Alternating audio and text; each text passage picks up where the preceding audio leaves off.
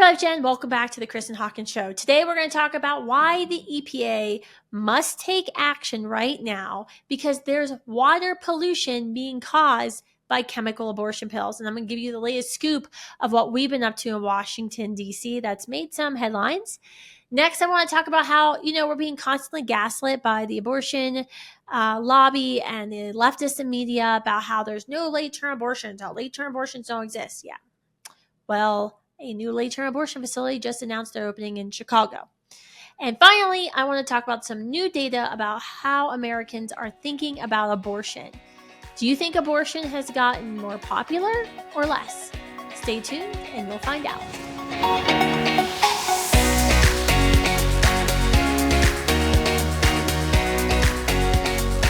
First up today, guys, I want to talk to you about our drinking water. This is something that every single American should be listening closely to. What could that possibly have to do with abortion, you ask?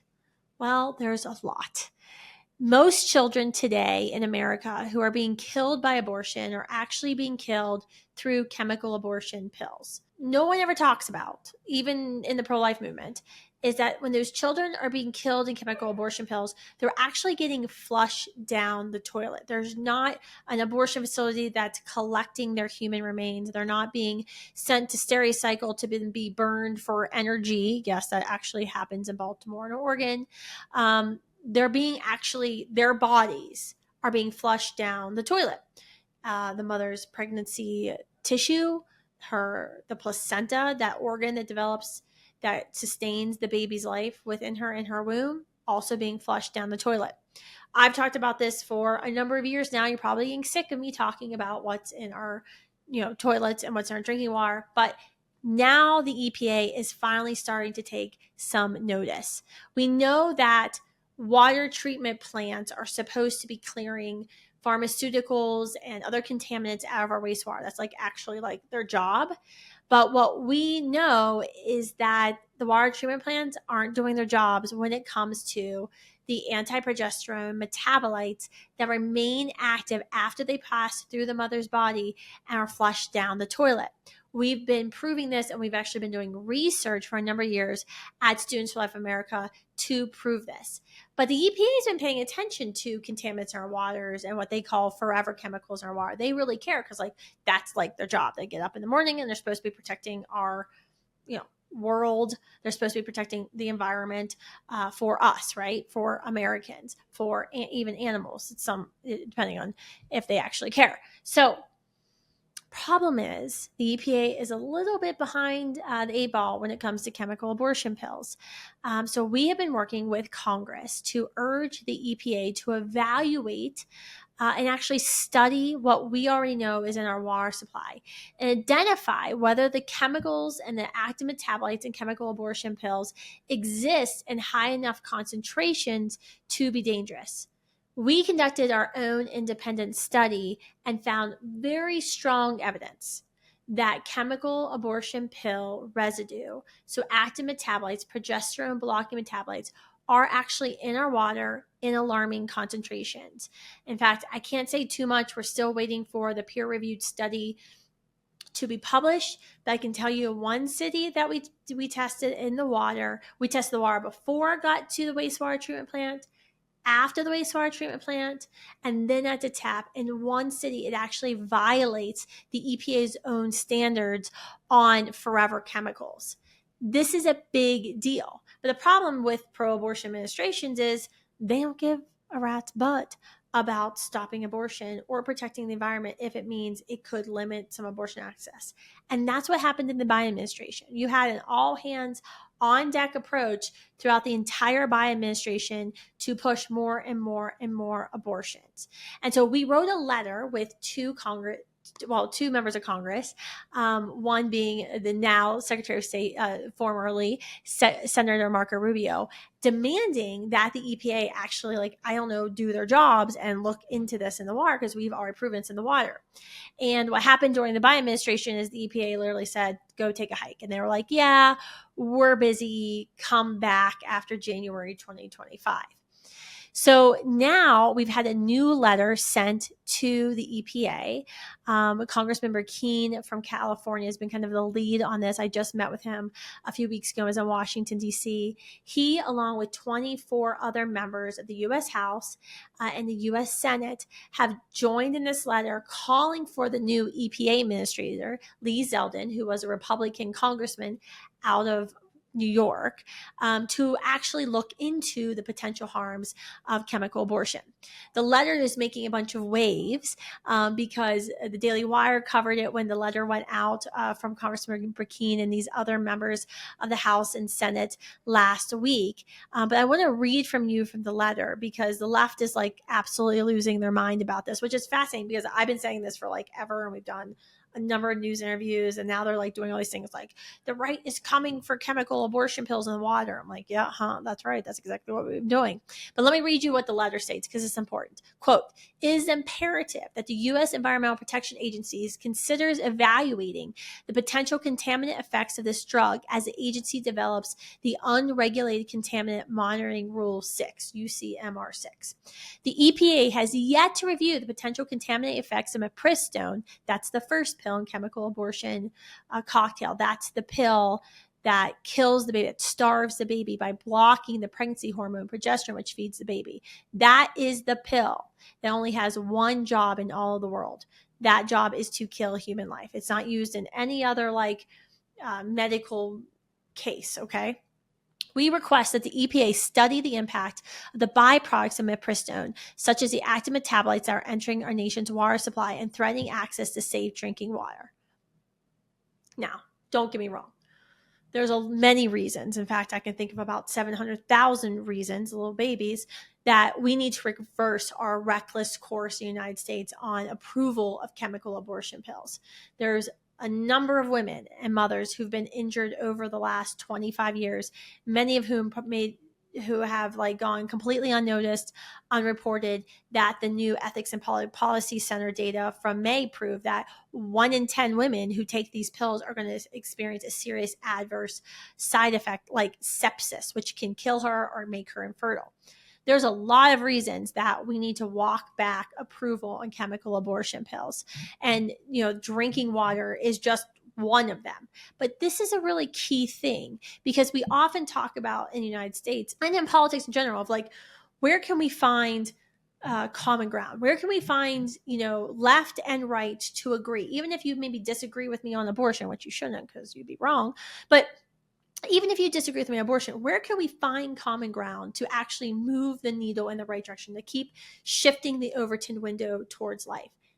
This is something that is key. And this is why the left last week, after this congressional letter with 25 House and Senate members went to the EPA at our urging, that the left started freaking out, because they know, and we all know about the left and their intersectionalism, right?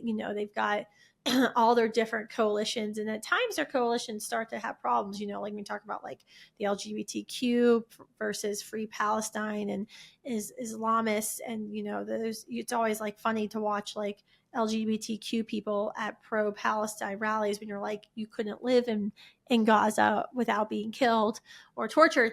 But anyway, so the left uses this intersectionalism to kind of force everybody to work together. Well, the environmental lobby has always been this huge cornerstone of the left and their kind of coalition of the willing, or of the evil, usually I call it. So this is important, because this is a way that we can actually involve ourselves in the conversation with people who maybe are across the aisle, who maybe don't agree with us, to stop, take, as I always say on campuses, take the ear pods out of their ears and listen to what we're saying. That the abortion lobby wants to kill as many babies as possible, and it doesn't matter to them if they wreck the environment and harm our own drinking water. In fact, they don't care that they're putting progesterone blockers, which for any woman who's trying to get pregnant, who's had problems staying pregnant, many women experience miscarriages because of the hormone levels, right? Progesterone levels are off. This is a big concern.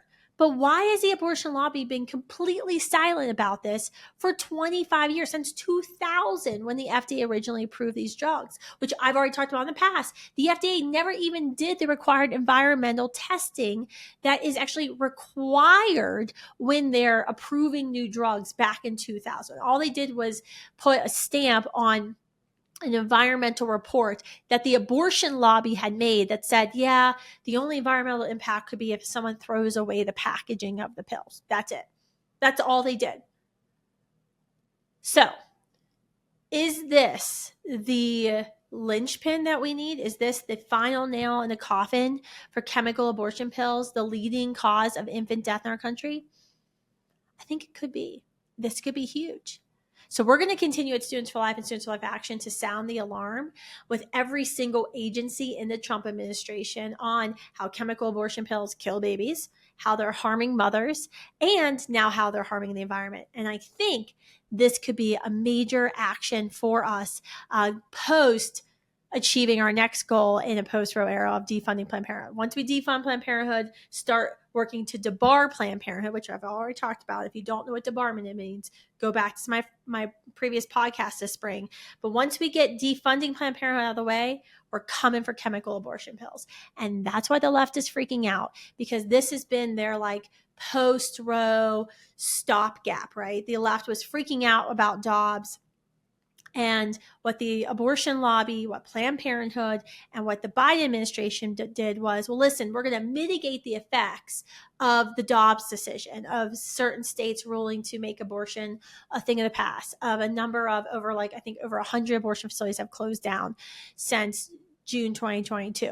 We're going to mitigate those effects by pushing the gas pedal down on these dangerous chemical abortion pills. And that's exactly what they've done.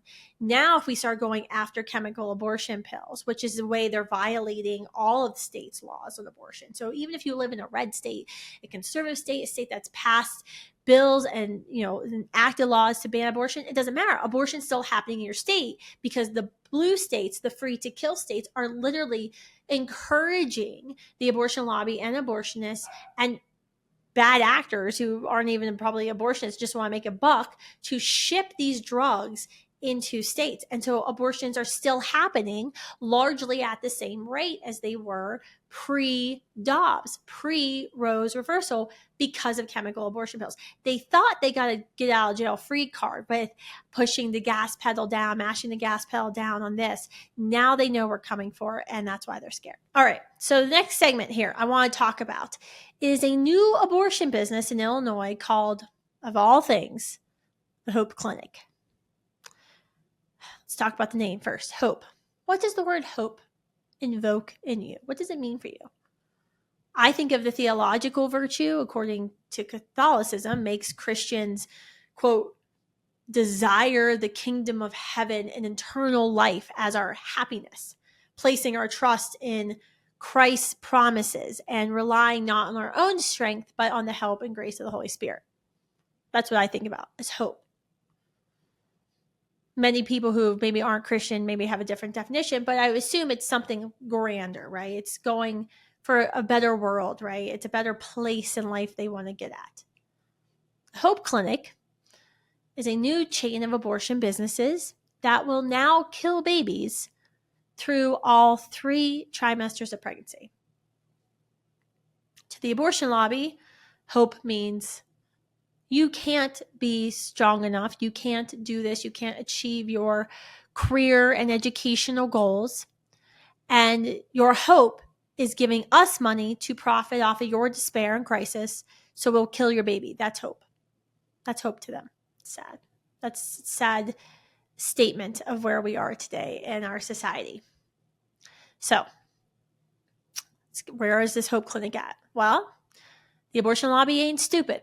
They have put this clinic, it's in Illinois. The first location was actually placed smack dab on the border of Missouri in Granite City, Illinois. And it's Granite City, Illinois is like the Newark, New Jersey of New York City. It's like kind of murky, and then you go into this big beautiful city, but like all of the power plants and stuff are in New Jersey. Sorry if you're from New Jersey, but that's how I feel about it. But anyway, so all these abortion clinics have been opening up in Granite City and in that area because it's right on the river, separating Illinois from Missouri, because Missouri is an abortion-free state again, I think, according to the latest ruling. Now they're going to be opening up in other locations across Illinois. The new one that was just announced is actually in Chicago, and they proudly announced and put it on media, like social media, that they will commit abortions through 34 weeks of pregnancy.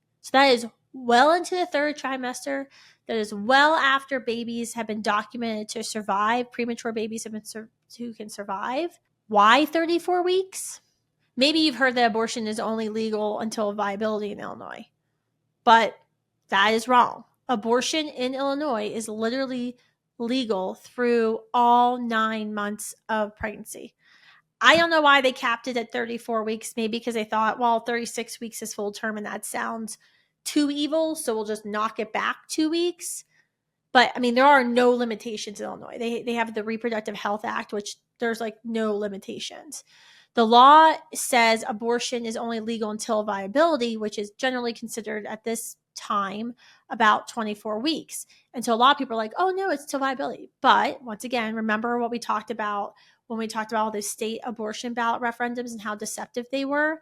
They have a health exception in the Reproductive Health Act. And that health exception is so broad that abortion can be committed for any reason up until the moment of birth. According to the law, let me read this. Health of the patient, quote, means all factors that are relevant to the patient's health and well-being, including to, but not limited to, physical, emotional, psychological, and familial health and age. So that means there is no exception, because you can be 34 weeks pregnant and be like, I'm distressed, I'm sad, it's going to hurt my familial health to have another baby. And there you have it. There you can have abortion in 34 weeks.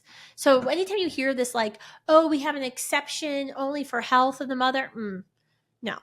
If there's an exception in a pro-life bill or a pro-life amendment being offered in your state, guys, and it says the word health, that means up until the moment of birth. If the exception says life of the mother, that's different. But if it says health, this is how, and literally Planned Parenthood has gone to federal courts and argued for this. So like there's actual like case law and arguments in the court of law about this and how it's supposed to mean in their worldview, their world killing babies worldview. The abortionist, the guy who like makes the money off of killing a baby and the despair of the mother, he gets to decide if it's really a health exception. So what do you think it's going to be? This is like a complete joke. The Chicago Tribune reported about this new Hope Clinic, the one that's opening up in Chicago.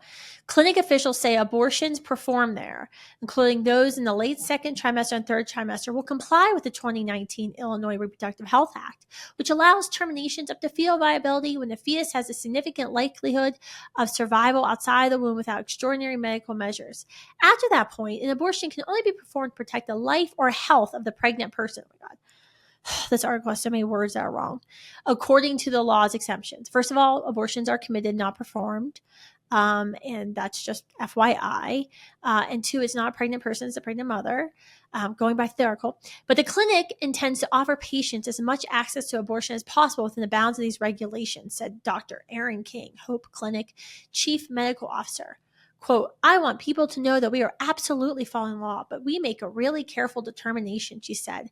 And we want to provide access to as many people as we can within the law, i.e. translation, Hope Clinic is, which is the opposite of hope, which is literally profiting off of despair and selling lies, is going to make a profit off of every mother, every woman that they can, and commit as many late-term abortions as possible. And they're going to use the broad health exception in the 2019 Reproductive Health Act to do that. And this may not surprise you, but maybe you will be surprised, is that abortions actually get more expensive the later in pregnancy they go on, right? So when we've seen websites before of late-term abortionists, it gets into the multiple thousands. And so if you want a cheaper abortion, you're supposed to have abortion earlier in pregnancy. Why is an abortion later in pregnancy more expensive? Because there's more legal risk, health risk. It can take more time to kill the baby. So this business, Hope Clinic, is going to be motivated to make sure that their really careful determination finds as many patients as eligible as possible. And if they're really abortionists, they'll probably try to delay some of these mothers and saying, oh, we have to talk about this first, and then delay and be like, oh, now you're at this level, you're at this week's gestation, it's even more money. So just keep this story handy, because the next time someone tries to gaslight you and tell you that no late-term abortions exist, that's just a myth, literally just say, what about the Hope Clinic in Granite City, Illinois, and Chicago, Illinois, a chain of abortion facilities that's bragging on social media that they're committing abortions up until 2 weeks before full term. 2 weeks. Yeah, late-term abortions are definitely happening in this country. Actually, there's the Boulder Clinic, Dr. William Hearn, who's one of the last kind of like big name late-term abortion killers in our country. He announced he was finally retiring. But don't worry, the staff at the Boulder, Colorado late-term abortion facility have pledged that they're going to raise money and start their own late-term abortion facility. So I guess if you're in Colorado, be on the lookout for another late-term abortion facility. I mean, the left lies constantly about this. So I'm going to keep you informed about these late-term abortion facilities, because I think it's very important for us as pro-life advocates to know where these late-term abortions are happening. So when you are in that conversation with a friend or a loved one who thinks that you're a complete conspiracy theorist, that no late-term abortions happen, pull it up on your cell phone. I can tell you right there, that is where I get a ton of minds changed, when I can just on my phone in 30 seconds dispute and prove that the talking points of the left are lies. All right, now for some good news. Now, while we have states with some insane laws that are allowing abortion atrocities into the later months of pregnancy, like Illinois, and now openly welcoming chemical abortion pills in their states, or telling abortionists in their states that they'll protect them, that they can illegally mail chemical abortion pills into pro-life states, and don't worry, they won't let the police arrest them. We have insane things happening there. We have good news, because Gallup's annual survey on Americans' opinions on abortion provides some new insight as to where the majority of us actually stand on this issue.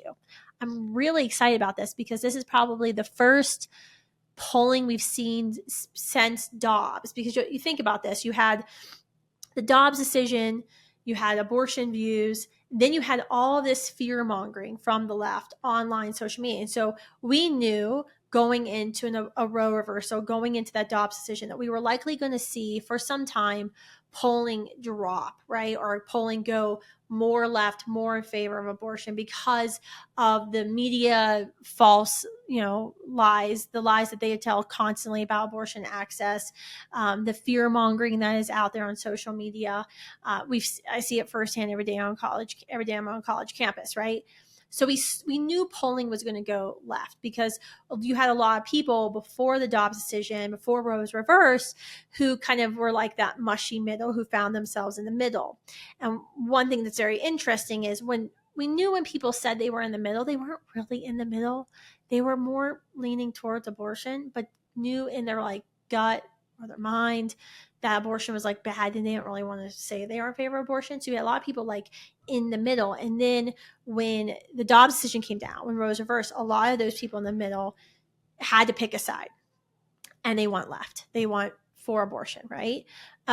So we just have new data, and Dr. Michael New, a good friend, he's a professor at Catholic University of America. He is the data guru in the pro-life movement. On anytime there's an abortion poll, you want to go to his Twitter and you want to see Dr. New's analysis and usually publishes it that day at National Review online. So as soon as that poll dropped, I went to Dr. New. He actually, I think, might have beat me and sent me the email before I even went and found the article. So June 9th, this poll goes out. Dr. New has analysis up instantly, and we have some very good news to report to you.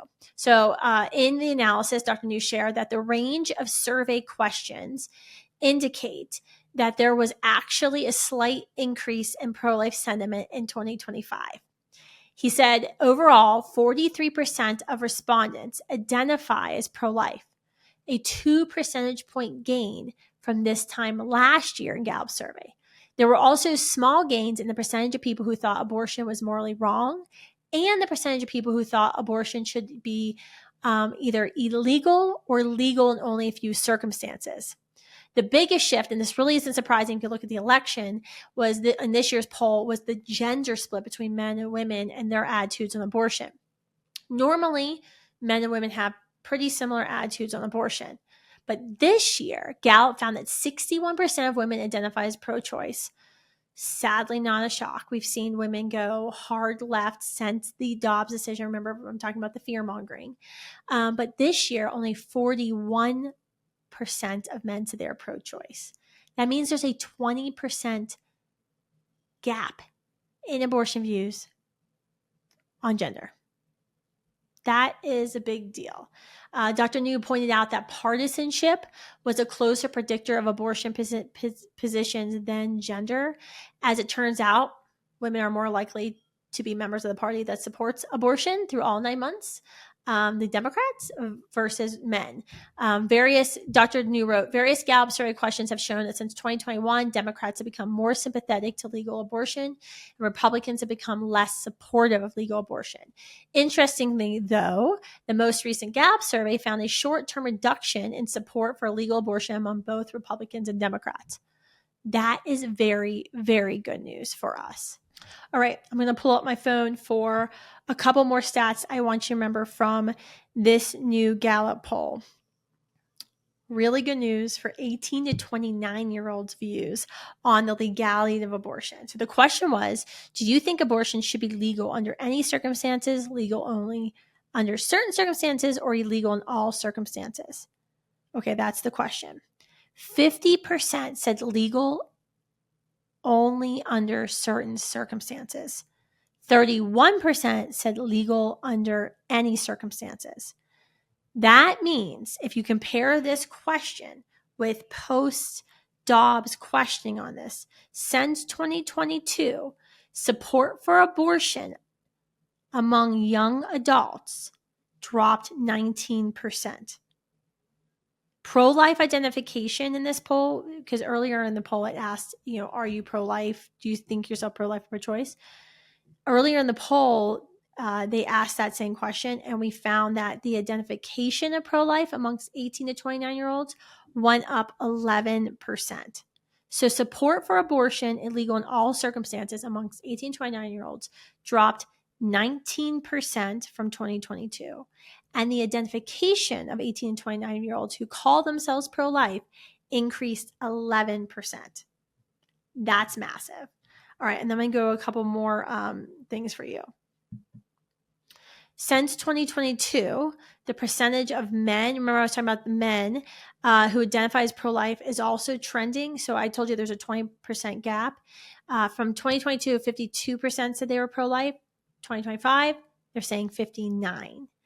48% of Americans in this poll say that abortion should be legal only in a few or no circumstances. So that means almost half of Americans want common sense limits on abortion. That's really good. Only 13% of Americans in this poll believed abortion should be completely illegal in any case. And that makes me sad, right? Because we believe abortion should be completely illegal in every case. However, that number is growing and it is up from past numbers. So that's good. We're on the upward trend line on that. 10% of Americans from this poll now say they don't know if abortion is morally right or wrong. That's up from the past years that said 8%. So that's a 2%. We've moved people probably from the left back over to the middle. That's really good. Also, one more fact, 5% fewer Democrats think abortion is morally acceptable this year than in previous years. And that actually goes in line. There was a Washington Post article early this week about how the Democrats are focusing less and less on abortion in their national narrative. They're focusing on other things. I mean, they hate Donald Trump, so they're talking about Donald Trump. But that's really, really good news as well, is to see the Washington Post, like the liberal mainstream establishment, actually taking notice that the left and Democrats are talking less about abortion. It means they're finally getting the memo that abortion isn't the winner they thought it was. I mean, we talked about this a lot in the election year, right? Their entire political strategy with Kamala Harris was just to talk about abortion. And guess what? That wasn't enough to get them to the White House. So, all right. Hopefully these numbers were encouraging for you. You can follow along if you follow Students for Life's Instagram. I actually was pulling some of these numbers from a breakdown we did on Instagram. But make sure you follow Dr. Michael New on X, formerly known as Twitter as well, because when we get more and more data out there was actually just a poll. I don't want to go into it today, but we've already talked about it in the past, but it was just put out by Life Leadership Conference this week about, Planned Parenthood support. And shock, they found majority of Americans, when they were told what Planned Parenthood doesn't want their tax dollars going to them, which is a far cry from what you always hear from Planned Parenthood's polls. Like, majority of Americans love us, support us. Yeah, because they don't know what you do. They just hear your name a lot. So follow Dr. New, because he always does all the analysis from any of these abortion polls. But thank you guys for joining me for this episode of the Kristan Hawkins Show. Make sure you subscribe and follow for more content like this. To hear from me daily, make sure you join my daily news text line. Just text my name, Kristan, Kristan, to 53445. Make sure you're following along on our social media. We have a big weekend coming up in Washington, D.C., and that battle for defunding Planned Parenthood is almost to the finish line. So hopefully next time we have a podcast, this is going to be like a celebratory moment, and we're going to be celebrating defunding Planned Parenthood finally. So keep praying for that. Keep calling your U.S. senators. Call your U.S. House members, because the bill is going to go from the Senate back to the House. Tell them to make sure that in President Trump's one big beautiful budget bill, that defunding big abortion and Planned Parenthood must remain in that. As you know, that's going to strip them away from about, at least we believe, about 80% of their forced taxpayer funding, which is their Medicaid dollars, which is something the Planned Parenthood has never been able to do. And they're already saying at Planned Parenthood, it's going to force them to close a third of their abortion facilities, which at minimum means we're going to be saving like 150,000 babies a year, if not more. My goal is we defund, then we debar, which is stripping them of all their government money, and then they shut their doors down for good, permanent closure. But we've got some more work to do, so stay tuned. Until next week, keep speaking up from the voiceless and stand for life. Bye.